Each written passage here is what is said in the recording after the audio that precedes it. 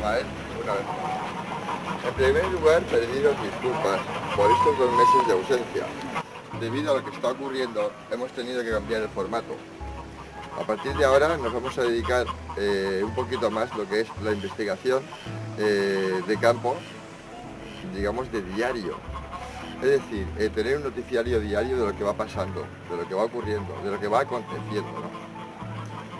A estas alturas de la vida, si hacemos caso a las señales que se nos están dando debido a lo que está pasando, podríamos pensar de que el momento de que el caballero blanco que comenta la Biblia haga presencia, deberemos tomarnos las cosas muy en serio.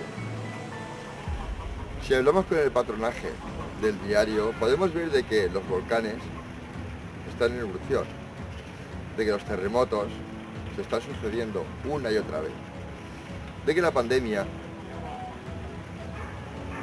es un mal que, digamos, atrapa a paños calientes. Lo que viene todo después es, digamos, la consecuencia, digamos, es el problema, digamos, es la situación, el momento. Ahora mismo nos encontramos en ese momento. Podremos reconocer qué está ocurriendo, en qué parte del supuesto apocalipsis nos encontramos. Bienvenidos a La Voz de Samael, los 4 jinetes.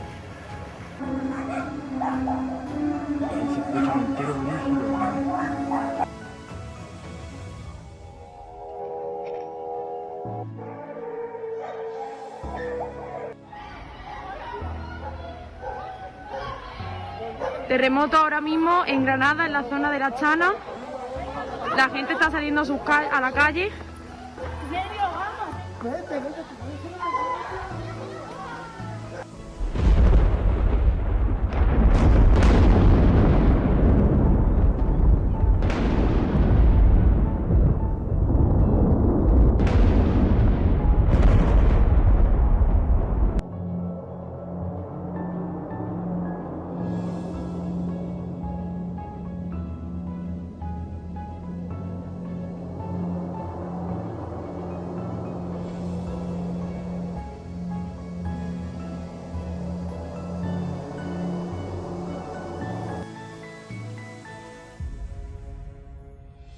Si repasamos los acontecimientos, desde los cielomotos o las trompetas del apocalipsis, incluso hasta el nuevo nombramiento de Biden, alguien católico, alguien con fuerza y poder, alguien que se representa o que es presentado al pueblo de alguna manera como la mano que lo va a limpiar todo, la mano que de alguna manera va a unirnos a todos, bajo una única moneda. El caballo blanco representa pureza, pero representa la ira. Sobre todo en estos tiempos que corren, ¿no?, en los que todo es tan, digamos, lujurioso, tan espantoso, por así decirlo. Dentro de todo, si nos basamos en las pistas que tenemos a diario, Biden es una pista más.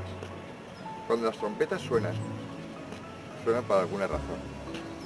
Y esta vez, La Voz de Samael espera equivocarse con todo. Pero es lo que tenemos. El caballero blanco lo que nos trae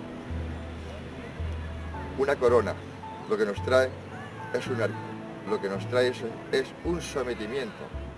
Recordad que las dictaduras o las tiranías vienen apoyadas por un gran aplauso. Y con esto comenzamos el caballero blanco, Biden. Aquí podemos ver a Donald Trump saliendo de la Casa Blanca y bajo lo que es Donald Trump no puede abandonarla sin hacer ruido. Con sus quejas y su, digamos, su mal perder. Aquí, como digo, tenemos a Donald Trump, o la última trompeta, como se suele decir, de la que hablamos en este programa. La última trompeta sonará, para mi modo de ver, es la última voz de Trump. Biden ha retomado la política exterior tradicional de Washington y ha afrontado de inmediato la pandemia de coronavirus y la crisis económica derivada de ella. Nada más jurar su cargo, decidió la vuelta de Estados Unidos al Acuerdo de París sobre el clima y este miércoles daba un paso más en la lucha contra el cambio climático. We can't wait any longer. We see it with our own eyes, we feel it, we know it in our bones.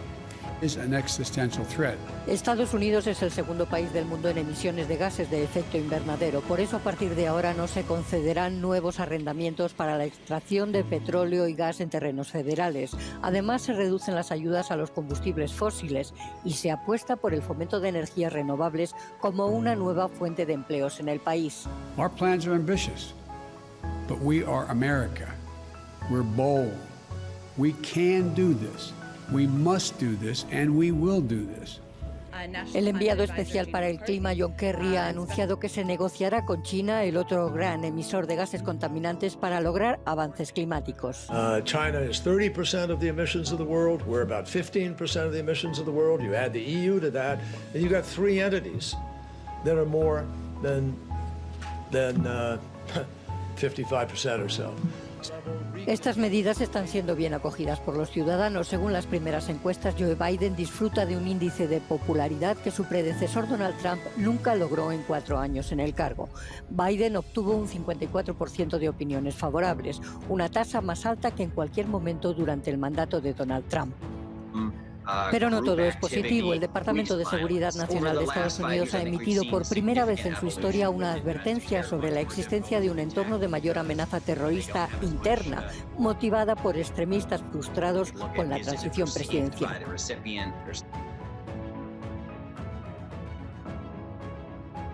El caballero rojo que representa la guerra. Digamos en este caso, ¿en qué punto nos encontramos? Disturbios, gente en guerra entre ellos, vecinos. Digamos que ahora mismo estamos todos en una guerra comercial, en una guerra de espacios, en una guerra de supervivencia, de sobrevivir. Hay medicamentos para todos, vacunas para todos. ¿Quién está a la cola? ¿Quién no? ¿Dónde vamos? El caballero rojo nos vaticina un mal augurio. Podríamos decir de que todo lo que se conoce hasta ahora ha hecho un punto de inflexión, o ha recalado en un punto de inflexión, mejor dicho así. Y digámoslo que tenemos que prestar atención a lo que representa el caballo rojo. Si realmente los conflictos existen, de verdad estamos en este momento de la historia para la humanidad, el caballo rojo.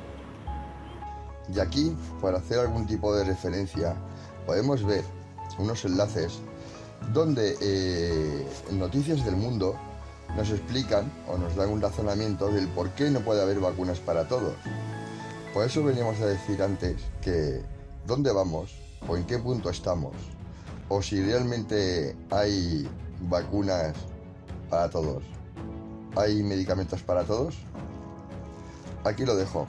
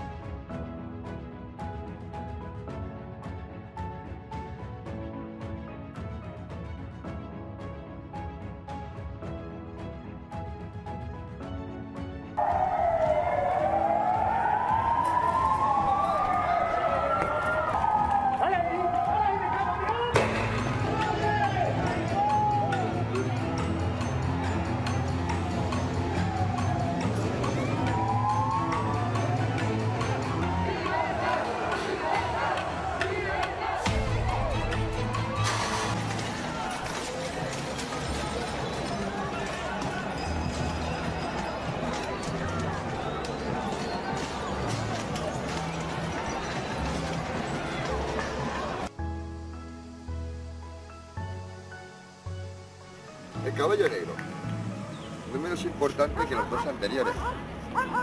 El caballo negro que vaticina enfermedades, vaticina más guerras y vaticina, digamos, una época de hambre y una época de desesperación. En estos momentos en los que nos encontramos, ¿en qué tipo de caballo estamos? ¿Sabemos reconocer las pistas? ¿Tendremos algo en común con lo que a día de hoy está ocurriendo? Tan solo tendremos que abrir la ventana y mirar por ella, o poner un canal de televisión y escuchar las noticias. Todo lo que estamos hablando está a diario, en televisión, en radio, ahí donde quieras mirar. El caballo negro. La economía española se hunde en el segundo trimestre del año. El PIB cayó un 18,5%, una cifra récord. La contracción provocada por uno de los confinamientos más estrictos de Europa y del mundo superó en 2 puntos las estimaciones de los analistas. El gasto privado fue el factor que más arrastró la economía, junto con la inversión y la caída de las exportaciones. El retroceso es peor que el de Alemania o Francia por su gran dependencia de los servicios, sobre todo el turismo. España está ahora técnicamente en recesión tras 2 trimestres seguidos con crecimiento negativo. Había estado creciendo durante 24 trimestres hasta el primero de este año y comenzaba a recuperarse por completo de la crisis financiera de 2008. El Gobierno de Madrid espera un repunte positivo en el tercer trimestre, aunque estima una contracción anual del 9,2%. Para 2021 se espera que la economía española crezca un 6,8%. ¿No? Estimamos que si no hay ayudas, pues más de casi 800.000 personas más en España podrían caer en la pobreza severa hasta, como habéis dicho, a superar los 5 millones. El ingreso mínimo vital, por ejemplo, sí que, por clarificar, solo ha llegado a 160.000 personas de las 850.000 previstas. O sea, es una medida que nosotros aplaudimos porque es un antes y un después y es la primera medida en nuestro país realmente que se enfoca en atajar la pobreza severa, pero los datos que habéis dado son datos de la pobreza que debería haber reducido si se hubiera aplicado en toda su totalidad, pero hasta el momento solo ha llegado a 160.000 personas, porque tienen muchos problemas de eficiencia, de llegada y de temas administrativos y burocráticos. Evidentemente, hay otras medidas que se han puesto en marcha. Hemos dicho los ERTEs, que han podido sacar de la pobreza a más de 710.000 personas. Ha habido financiación a las empresas, el subsidio de desempleo para las trabajadoras del hogar, pero ha habido muchísimos problemas para que llegue a las personas y todavía hay muchas personas que están viviendo sin ingresos. Tememos mucho qué suceda a partir de ahora, ¿no? Todavía no hemos salido de la crisis, seguimos hablando de un posible confinamiento y cómo nos recuperemos de esta crisis va a ser muy, muy importante, ¿no? Por ejemplo, hay colectivos que se han quedado totalmente fuera de las ayudas, como es la población migrante irregular. Más de 300.000 personas en nuestro país. Hay personas como los jóvenes que están totalmente casi fuera del sistema, ¿no? La desigualdad en los jóvenes ha aumentado 1,6 veces por encima de la media. Y mientras tanto, los más ricos de nuestro país, las 24 personas más ricas, han recuperado ya más de la mitad de lo que perdieron con el impacto del virus. Dinero, 26.500 millones de euros que podían haber pagado las medidas ERTE. Entonces, sí es importante... lo que planteáis es, cuando hacéis estas comparativas, ¿qué planteáis? Que esas personas paguen los ERTE, que esas personas paguen las vacunas, un cambio de política fiscal drástico en este sentido. Bueno, estamos hablando de que el sistema actualmente es injusto. De hecho, en la pandemia se ha cebado con los más vulnerables, por eso se ha incrementado la desigualdad. Dabais el dato de que el 10% más pobre de la población en España ha perdido 7 veces más renta que el 10% más rico, y lo que estamos diciendo es que esto es una oportunidad para generar un modelo más justo, más equitativo y sostenible, y eso implica pues una protección de las políticas públicas. El ingreso mínimo vital hay que pagarlo, debe llegar a más personas, debe acabar con la pobreza severa, y más después del impacto que ha tenido el coronavirus, y para eso hay que reformar el sistema fiscal, y el sistema fiscal, que tiene que recaudar más, debe hacerlo de manera más progresiva, gravando por ejemplo el capital a las grandes empresas y a la riqueza, cosa que no hace en este momento. Además, estamos hablando de hemos aprendido que sin la sanidad, sin la educación y la protección social no podemos vivir. Eso hay que protegerlo por encima de todo. Y luego estamos alertando que no se puede salir de esta crisis con una precariedad laboral como salimos de la crisis del 2008. Es importante poner en marcha un nuevo modelo productivo que garantice el empleo digno y la protección de los colectivos más vulnerables, ¿no? Como los migrantes, trabajadoras del hogar. Hacéis una distinción sobre cómo ha afectado el COVID en la desigualdad también interesante. Las personas que teletrabajan siguen cobrando un 140% de salario, teniendo un 140% de ingresos respecto a la media, mientras que las personas que no han podido mantener sus puestos teletrabajando están en un 60% de ingresos de esa media ahora mismo. ¿Tenéis algún retrato más exacto de qué porcentaje de la población estaría en el lado de salvarse con el teletrabajo si esto no mejora en los próximos meses y cuántas serían al lado de ese riesgo de pobreza que estáis señalando? Bueno, lo que decimos en el informe, el incremento de la desigualdad y la pobreza en España es principalmente por el desempleo generado por los cierres. Los sectores que se han cerrado, que son hostelería, que son turismo, que es el comercio, lo que estamos diciendo es que las personas que trabajan en esos sectores tienen salarios que son el 60% de la media, mientras que las personas que teletrabajan tienen salarios que están en torno al 140% por encima de la mediana. Esto significa, no sabemos cuántas personas exactamente hay en un lado o en otro, porque repito, son estimaciones que estamos haciendo con un modelo que tenemos, que tiene la organización. No sabemos el número de personas. Estamos hablando de que había 3,4 millones de personas en el ERE y que en los ERTES, y que en ciertos periodos de la pandemia y de los cierres ha habido 1 millón de personas en desempleo. Eso significa simplemente que las personas que están en desempleo son las más vulnerables, las que tienen trabajos más precarios. Y hablamos de jóvenes. Los menores de 20 años tienen un 55% de desempleo a día de hoy. Hablamos de mujeres que, además de tener más prevalencia del virus, porque trabajan en sectores como la dependencia o la salud, que tienen más posibilidades de contagiarse, son más precarias, o sea, tienen más del 50% de subempleo, un 73% del trabajo parcial lo tienen las mujeres y un 50% del trabajo temporal. Este año, en abril de 2020 se contrataron 1 millón de personas menos en contratos temporales por consecuencia de los cierres de la pandemia. En resumen, Lara, que la desigualdad es la que había, pero que con el COVID ha empeorado, se ha agravado mucho más. Entramos con el cuarto jinete, no menos importante que los 3 anteriores. En este caso, Azrael, el caballo amarillo. El caballo que, digamos, vaticina o trae todos los acontecimientos que hemos dejado, la huella, ese polvo, esa guerra, esa economía nefasta, esa falta de entendimiento entre los gobiernos, los estados. Azrael, digamos que es lo peor que nos podría ocurrir. ¿Por qué? Porque habla de secciones de hambruna, habla de secciones de enfermedades, habla de algo peor que una guerra, habla de un holocausto, de una extinción. Estaremos en lo cierto.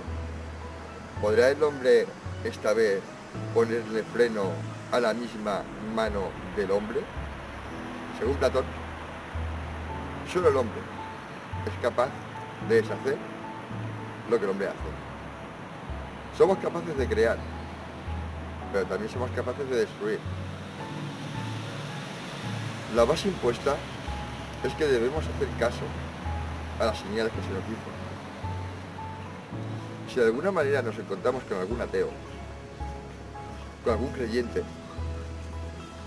debemos de mirar las noticias y ver que el antiguo carro de fuego nos visita, pero no nos visita en forma de ese tipo de Dios que todo el mundo habla, sino de seres inteligentes, de seres de las estrellas. Y todo viene confeccionado. Incluso la NASA la compañía más grande o la compañía universal que tenemos a la hora de conocer el espacio, nuestra Vía Láctea, los planetas, si hay vida o no, la exploración, etcétera, etcétera, etcétera. Ellos nos dan paso a de que podemos pensar de que este tipo de dioses de verdad existen. Los 4 caballeros hablan de un cambio de ciclo en la vida, lo que no sé si puedo pararme a pensar, o no quiero creerlo de verdad, de que el hombre se encuentre a un paso de la extinción. Creo que todavía a estas alturas se puede frenar todo, si todos hacemos un apoyo, si todos ponemos de nuestra parte. Si no, por el contrario, no llegaremos a ningún lugar.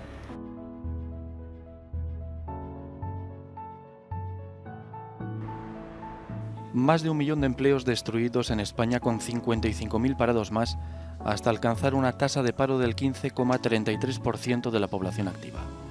Los últimos datos estadísticos correspondientes al segundo trimestre confirman las consecuencias sobre el sector turístico español del parón de la actividad económica por el coronavirus. Además, la inquietud generada en Europa por los nuevos brotes limita cualquier atisbo de recuperación pese al esfuerzo del gobierno. Lanzar un mensaje claro de confianza en nuestro país. Somos un destino incomparable, no solo en lo cultural, sino también en lo patrimonial, en lo gastronómico y además un destino seguro que se ha preparado y se ha reforzado para hacer frente al virus y a su rebrote. Tras Francia, Alemania se une a los países europeos que desaconsejan viajar a algunas regiones españolas y el Reino Unido defiende la cuarentena impuesta. Estas son decisiones para las familias, para las personas sobre a dónde quieren ir, y lo que tenemos que hacer es tomar medidas rápidas y decisivas donde creemos que los riesgos están comenzando otra vez. Y seamos absolutamente claros sobre lo que sucede en Europa. Entre algunos de nuestros amigos europeos, me temo que empezamos a ver en algunos lugares señales de una segunda ola de la pandemia. En España las restricciones se endurecen. Madrid obliga al uso de la mascarilla y anuncia una cartilla sanitaria individual para el coronavirus.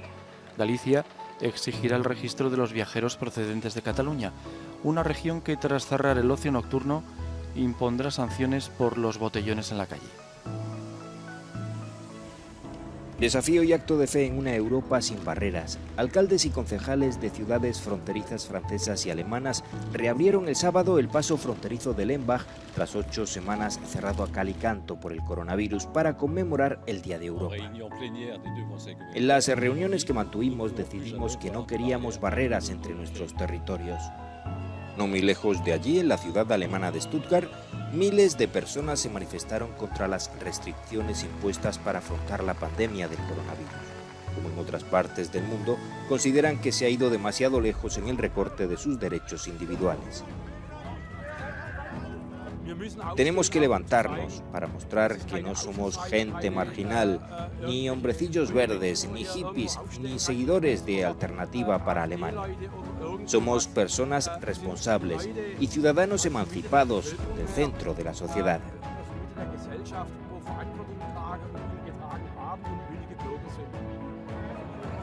Un discurso que se ha repetido en distintos lugares del viejo continente.